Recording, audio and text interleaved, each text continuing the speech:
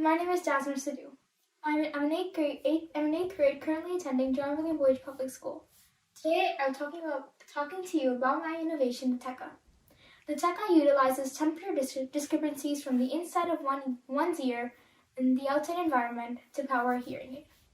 Over 18 million users worldwide use hearing aids. Hearing aids bestow people the opportunity to hear the everyday sounds our earth bears. However, we have yet to make the technology advancements that make them accessible and easy to use for all. The TECA eradicates the need of a power cell, a battery, for it to be recharged and charged every day. Instead, it charges in its present environment, allowing it for an eco-friendly and easier option for all. When initially presented with this idea, I hypothesized that if we were able to charge the hearing aid using thermal electricity or the heat of one's ear, we would eradicate the need for a power cell or battery. This would permit a better and carefree lifestyle for both hard of hearing and deaf individuals. This would also make the hearing aid a reusable energy option and eco-friendly. As with this, we would use reusable energy to charge the hearing aid as opposed to a primary source of electricity. My hearing aid, the TECA, mainly consists of two parts: the thermoelectrical battery and the hearing aid itself. The thermoelectrical battery charges and operates a voltage throughout the device, allowing the hearing aid to be charged and operating. The hearing aid then extracts volumes from the outside environment to carry through a microphone inside our ear. This allows my device to be working and be functioning. The thermoelectrical device utilizes the thermoelectrical effect.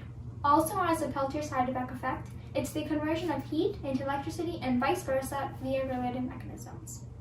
Using temperature discrepancies in an environment, electrons and protons move freely throughout, creating electricity. As one side of the Peltier tile hearing aid is heated, the other side is cooled. In this, the electrons progress back and forth between the two sides, creating a circuit, following through a circuit and creating electricity. To recap, as heat from the ear is applied to the Peltier tile, protons and electrons move back and forth, creating electrical current. This electrical current is then transported to our load, the battery, and then is transported through the device to be used by the hearing aid. To gain a better understanding of how this phenomenon will take place, I conducted a small Peltier tile experiment, in which I utilized a Peltier tile, a voltage meter, and a small tea light candle. I held the Peltier tile various lengths above the tea light candle in order to replicate that of an ear. This voltage was then measured by my voltage meter, in which I also created graphs to see what would happen as I gradually moved further away from the candle and moved closer. I used the candle as a variable for an ear. I discovered the different voltages my ear would produce if there was more heat in my ear as opposed to less heat. With such a discovery, I began to question whether or not our ear would be able to produce the varying amounts of heat needed to power a hearing aid. To reverse this problem, next time I would additionally add a small electrical amplifier in the design of my hearing aid to heighten the amount of electricity produced. This would permit and ensure that there would always be enough energy to power a hearing aid, even in those times when we're in a cold climate or our ear is simply not producing the same length of heat.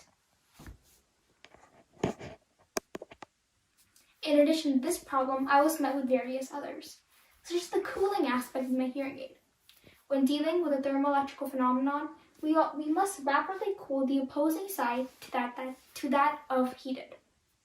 This was made easy with my invention, as the opposing side of the Peltier tile can easily be cooled using the ambient air present. I was also met with the problem of the hearing aid itself, as I wasn't sure if the hearing quality would be the same to that compared to a regular hearing aid.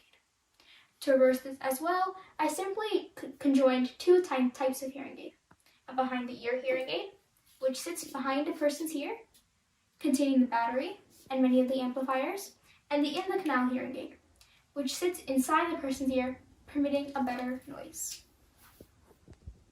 As stated recently, when designing my hearing aid, I paid close attention to every little design choice I made, especially comfort. Many hearing aids are not comfortable in today's day and age.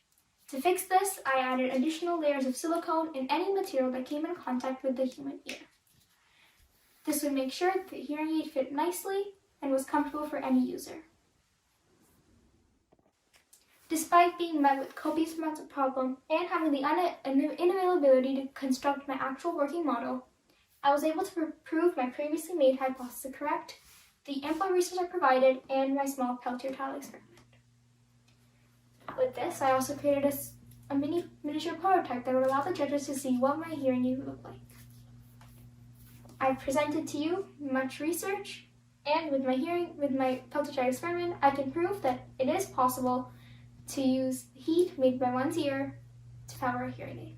Thank you for your time and consideration. Have a nice day.